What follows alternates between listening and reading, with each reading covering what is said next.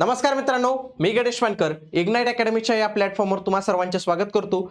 DMERच्या भरती संदर्भात एक नवीन अपडेट आलेली, तर याचा निकाल जो आहे तर तो जाहीर झालेला आहे। याला निकाल न म्हणता आपण एक गुणवत्ता यादी किंवा मार्क लिस्ट असं पण म्हणू शकतो।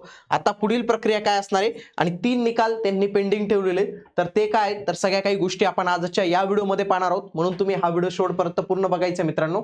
आणि तलाठी भरती 2025-26 साठी आपण एक स्पेशल डेडिकेटेड इंस्टाग्राम पेज बनवलेले, ज्याच्यावर तुम्हाला सर्व अपडेट्स, नोट्स, मार्गदर्शन सगळ्या काही गोष्टी तुम्हाला मिळणार आहे। तर आजच तलाठी भरती नावाचं आपलं हे जे चॅनल आहे इंस्टाग्राम वरचं, तर त्याला तुम्ही नक्की फॉलो करा। लिंक डिस्क्रिप्शन मध्ये तुम्हाला मिळून जाईल।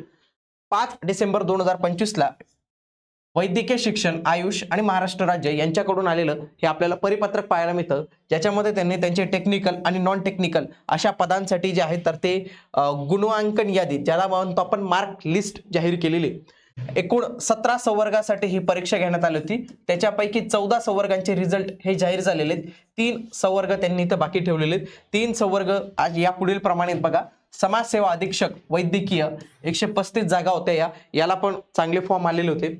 त्याच्यानंतर प्रयोगशाळा तंत्रज्ञ 181 जागा होत्या आणि औषध निर्माता 207, ज्याचा पेपर खूप साऱ्या शिफ्ट मध्ये झाला। अशा पैकी हे 3 पद होते की ज्यांना सगळ्यात जास्त कॉम्पिटिशन आणि सगळ्यात जास्त चर्चा यांचीच होती। तर यांचे अजून जे रिझल्ट आहेत, जे गुण आहेत, तर ते अजून आलेले नाही मित्रांनो, तर ते नक्कीच येतील। ठीक आहे, तर गुणांकन यादी तुम्हाला त्यांच्या वेबसाईटवर जे आहे तर ते उपलब्ध करून दिलेले मित्रांनो। वेबसाईटचा हाल जो आहे ना, तर तो सध्या सकाळीपासून ट्रायच करतोय, तर ते बंदच येते।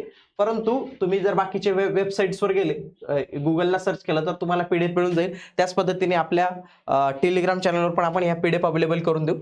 इथं जर तुम्ही क्लिक केलं, फॉर एक्झाम्पल लॅबोरेटरी असिस्टंट, मी याच्यावर क्लिक करतो, तर तुम्हाला ही पीडीएफ जी आहे तर ती पाहायला मिळणार आहे। आता याच्यामध्ये त्यांनी काय केलेलं आहे, तुमचा इथं स्कोर सांगितलेला आहे। आता एखाद्याचा प्रश्न असू शकतो, सर माझं या यादीमध्ये नाव आहे, तर माझं निवड झाले का? असं नाही मित्रांनो, यादीमध्ये नाव असणं म्हणजे निवड नाही, कारण की याच्यामध्ये काय केलेले, व्यक्तीचं नाव आणि त्याला गुण दिलेले, तो निवड झालाय का नाही। निवडीचे अनेक टप्पे आहेत मित्रांनो। सगळ्यात आधी तुमची कॅटेगरी हा टप्पा आहे, त्याच्यानंतर समांतर आरक्षण हा टप्पा आहे। तर असे विविध फॅक्टर्स लावून हा निकाल जो आहे तर तो जाहीर करावा लागतो। म्हणजे येणाऱ्या कालावधीत आता पुढील प्रक्रिया काय असणार आहे की तुमचा आता महत्त्वाचा निकाल लागणार आहे, ज्याच्यामध्ये 2 महत्त्वाच्या लिस्ट लागतील तुमच्या। त्या लिस्टमध्ये एक लागणार आहे मित्रांनो, एक निवड यादी लागेल आणि दुसरी जी आहे ना तर ती प्रतीक्षा यादी लागेल, ज्याला आपण म्हणतो वेटिंग लिस्ट। अशा 2 लिस्ट ज्या आहेत तर त्या पुढच्या कालावधीमध्ये तुमच्या लागणार आहे। आता याचं जर याचं ऍक्च्युअली जर त्यांनी बघा इथं या सगळ्या पीडीएफ त्यांनी दिलेल्या होत्या।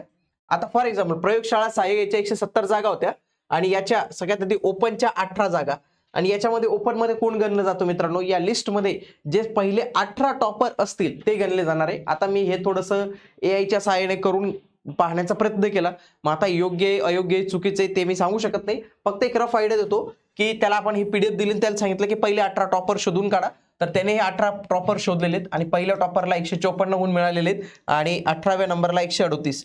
तर या लोकांचं selection most probably open category मधूनच होणार आहे मित्रांनो। बाकी काही फॅक्टर्स पण असतील आणि बाकीच्यांची नंतर महिला, नंतर त्यांची कॅटेगरी, समांतर आरक्षण, बाकी सगळ्या काही गोष्टी या कन्सिडर होतील। परंतु जे पहिले टॉपर 18 येतील ना, तर त्यांचं डायरेक्ट ओपन जनरल मधून सिलेक्शन होऊन जाईल आणि त्यांनी त्यांचा गुलाल जो आहे तर तो तयार ठेवायचा आहे। तर अशा पद्धतीने तुम्ही बाकीच्या यादीमध्ये ओपन जनरलला किती जागा आहेत, मग तुम्ही त्या टॉपर शोधायचा त्याच्यामधला, त्याच्यानंतर तुम्हाला त्या गोष्टी ज्या आहेत तर त्या इथं कळून जातील। तर बघा हा लॅबोरेटरी असिस्टंटचा हा निकाल आहे। पुढे एक्सरे असिस्टंटचा रिझल्ट जो आहे तर तो पाहू शकतो आपण। तर हे सगळे लोक इथं, हे कमीच लोक आहेत 17, तर इथून तुम्ही इझिली टॉपर जे आहे तर तो आयडेंटिफाय करू शकता। ठीक आहे, तर या सगळ्या काही गोष्टी दिलेल्या आहेत मित्रांनो। मेन पुढच्या येणाऱ्या प्रक्रियेत काय होणार आहे की तुमची डायरेक्टली निकाल लागणार आहे, त्यांची निवड यादी म्हणजे जे उमेदवार सिलेक्ट झालेले आहेत आणि जे उमेदवार भविष्यात सिलेक्ट होऊ शकतात अशांसाठी 1 वर्षाची वेटिंग लिस्ट जी आहे तर ती लागणार आहे मित्रांनो। आता पुढे बाकीचे या तिघांची जी गुणांकन यादी आहे तर ती लागणार आहे, म्हणून तोच काही टेन्शन नाही। ते लागल्यानंतर आपण त्याचे टॉपर्स वगैरे शोधण्याचा नक्की प्रयत्न करूया आणि आगामी काळात एमपीएससीच्या भरतीसाठीचं संपूर्ण स्टडी मटेरियल मित्रांनो मराठी इंग्रजी दोन्ही भाषेत आपण इग्नाइट अकॅडमीच्या प्लॅटफॉर्मवर लॉन्च केलेले। हे पुस्तक तुम्ही आजच ऑर्डर करू शकतात आणि DMER विषयीची अधिक माहिती आणि भविष्यात येणारी सर्व अपडेट्स तुम्हाला आपल्या याच चॅनलवर मिळणार आहे, म्हणून तुम्ही आपलं हे चॅनल जॉईन करून ठेवा। भेटूया आता आपण पुढील व्हिडिओमध्ये, तोपर्यंत जय हिंद, जय महाराष्ट्र, धन्यवाद।